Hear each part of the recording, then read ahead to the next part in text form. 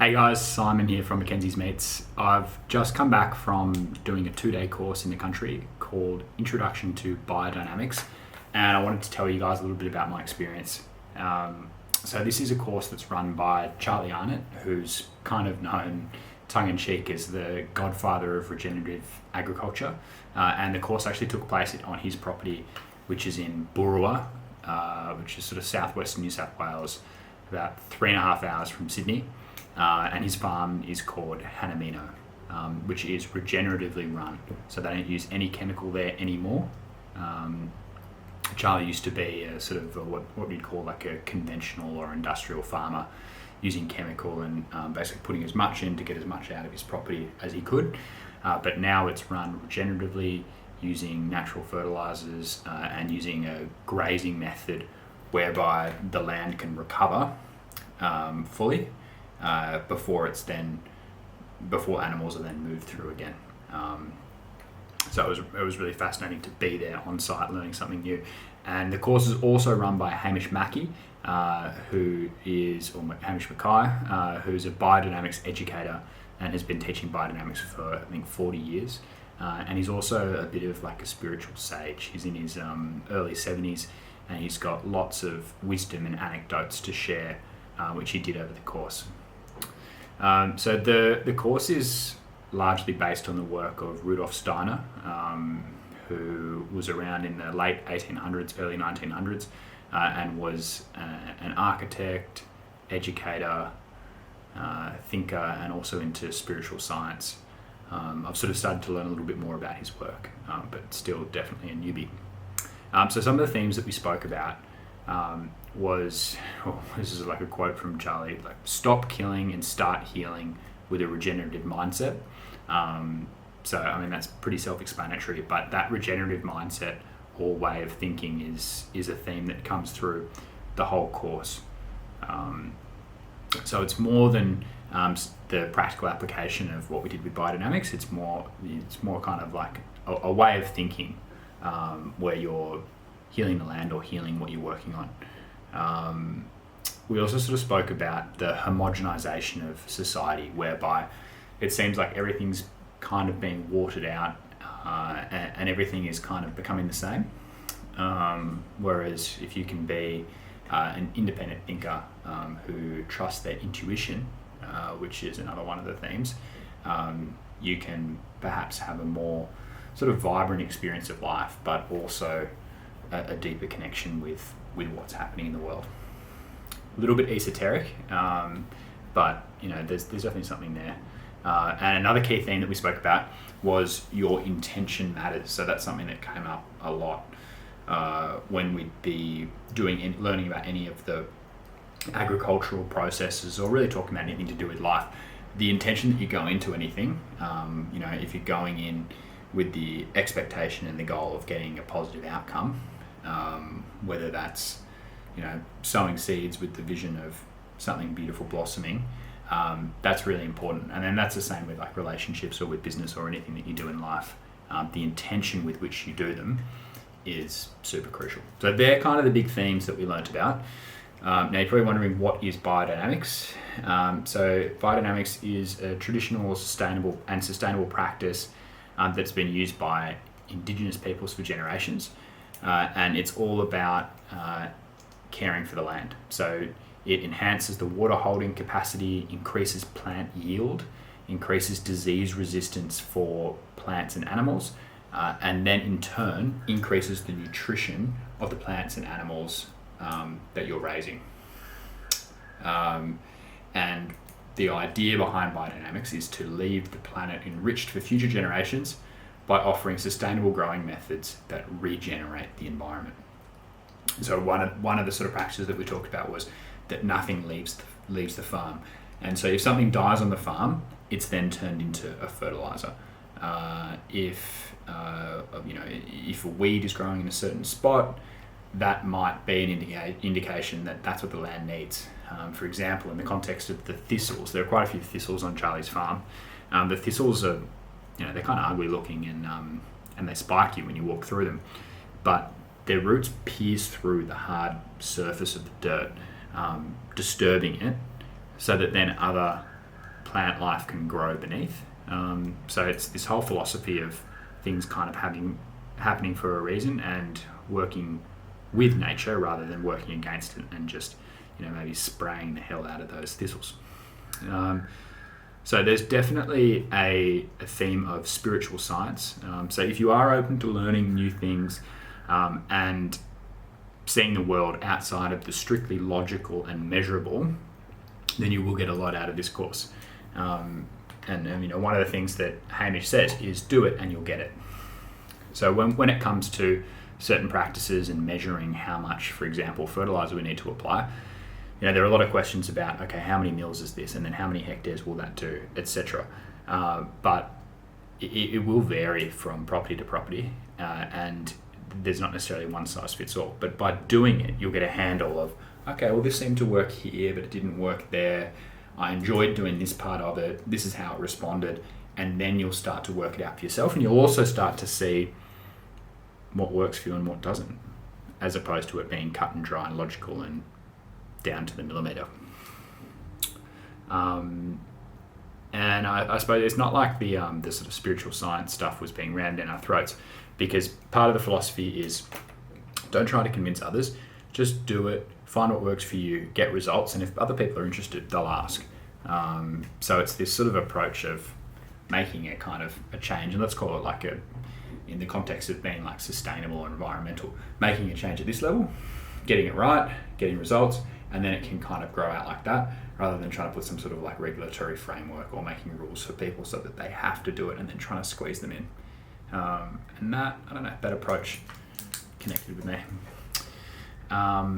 So some of the like stories that we heard about people practicing biodynamics or some of the benefits in the context of raising animals, the actual amount of meat that was on the animals increased. So the animal might still be, say, 80 kilo sheep versus 80 kilo sheep, but the biodynamic animal actually had more meat on their body because it's getting better nutrition, because the land is being better cared for.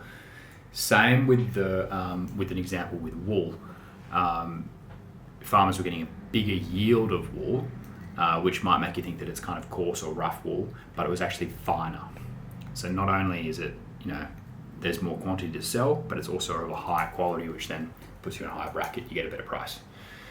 So some of the practical things that we did to learn about biodynamics, we got horns from a cow, and we shoved the horns full of poo from a lactating cow. It's important that they're lactating because then they're really high in calcium. And then you bury these horns underneath the dirt for like 3 to 6 months. And then what you get is a really potent fertilizer that you can then mix with water, and then you can spray on your fields or on areas that need a particular kick or the nutrients. I'm not sure exactly what they are, but the exact nutrients that is in that fertilizer. So similar to that, we learned how to do what are called these preparations. So that might be the horn manure, or it might be other preparations that are made from, for example, seaweed or other compounds. Kind of a lot of this went over my head because I'm not a farmer, and I couldn't exactly imagine myself applying it because I don't have a farm.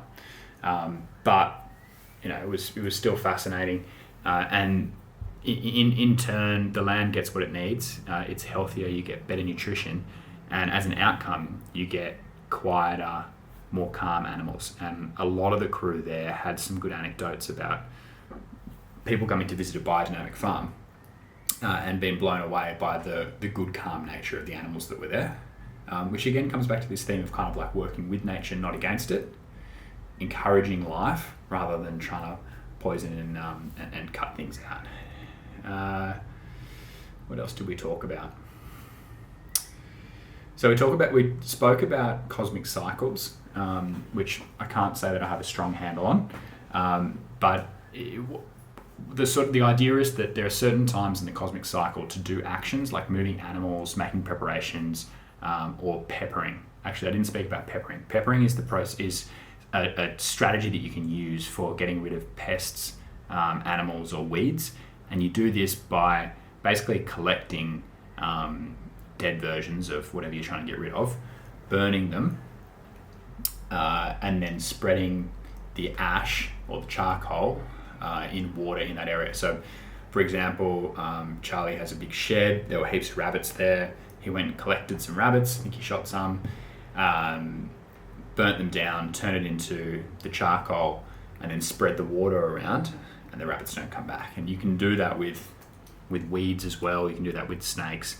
You can do that with any pest. It's sort of like it's a message to them, hey, you know, I don't want to harm any more of you, but I also don't want you to hang around. So find somewhere else. That's more or less the message. So in terms of the cosmic cycle, the idea is that there are certain times based on the moon cycle when it's best to do certain actions. Now I've never tested this, so I can't comment. But as a surfer, you are so impacted by the tides all the time, and of course the tides are a product of the movement of the moon. And it's not just that low tide looks different to high tide, but if you want good waves, generally you want to go at mid tide. So when tide's either going out or going in, and you can tell that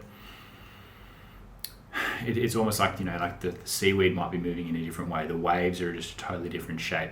The sea life might be acting differently. So that's as close as I can get to having any experience of cosmic cycles. But because of that, it does kind of instinctively make me think that there's something there. Another one of the themes that we spoke about was build your network. So it was really cool to connect with Charlie, Hamish, and the rest of the crew who were there. And the idea is to get yourself organized, and from a sort of self-sustainability perspective, work out your own views and the way that you see the world, and then to go out and build your network. So instead of just sort of jumping on in with the masses, get yourself right, get yourself sorted, and then start to build your own network. So I made some really good connections while I was there. From a Mackenzie Meats perspective, I met a guy, John, who is a distributor of nutrient-dense products. So all the products that he's stacking, like meat-based snacks and broths, etc., chips and pork crackling, etc., are exactly the sort of products that I want to stock, or I am stocking for Mackenzie's Meats. So straight away, we just said, cool, I'll reach out to you after this. I'll start buying some of your products. You can start delivering them to me. It's just a perfect fit, and we really got along. We hung out quite a bit as well. Spoke with Rob, who is an amazing organic grass-fed Wagyu farmer. I didn't know that you could do organic Wagyu, but he is, and he's telling me about the butchers and the restaurants that stock his stuff. It's like, wow, okay, they're the best butchers and restaurants in Australia. You know what you're doing. So I'm going to go out there and check him out. That's just an example of one of the connections. Who else?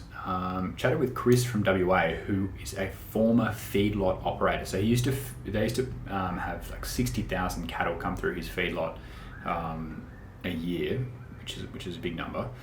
And he was kind of telling me about how these feedlots were run, and the feedlot might own a stack of land, and 3/4 of that land is being used to grow grain, monocropping, and then 1/4 is being used for the feedlot. And he says he's seen some pretty confronting stuff, like cows walking through mud up to their waist just to get to this trough of food, unhealthy animals, and it just being a really kind of dismal place with no greenery. But he's now a grass-fed organic beef farmer in WA, and just the self-satisfaction that he's saying that he gets from caring for these animals and knowing that he's doing something that's really good long-term for the land, animals, and people's health. He's absolutely stoked, and he's so glad he made the change. So it was interesting to hear that, hear somebody go through that transition. So who is Introduction to Biodynamics for? So even if you're not a farmer like me, who can go and apply this to their farm and sort of take it really kind of literally and practically, you can still get something out of this course. I did. So if you're interested in learning about a traditional approach to agriculture, in particular, where your food's coming from or where it should come from and how your ancestors ate, this is really helpful. If you're open to thinking in a more spiritual way, and if you want to just take a break from the logic and mundaneness of everyday life, particularly in the cities, you might get a lot out of this. If you're interested in connecting with like-minded people who want to care for the land and learn new things, then you will definitely do that. There were 30 people in the course, spoke to everybody. It was a lot of fun. And if you want to go out to the country and spend some time on a regeneratively run farm, like Charlie's farm, or they host it all over Australia, so you can do it anywhere, do that. It's fun. Going out to the country, I stayed at the Burwa Hotel, which was great. Good food, good atmosphere, nice to be in the fresh air. Even for that, it's fantastic. So if you are somewhat interested, at the very least, go and follow Charlie Arnott on Instagram and listen to his podcast, which is called The Regenerative Journey. It's really interesting. You've got absolutely nothing to lose, and you might learn something. And who knows, you might get as much out of it as I did. So go and check it out.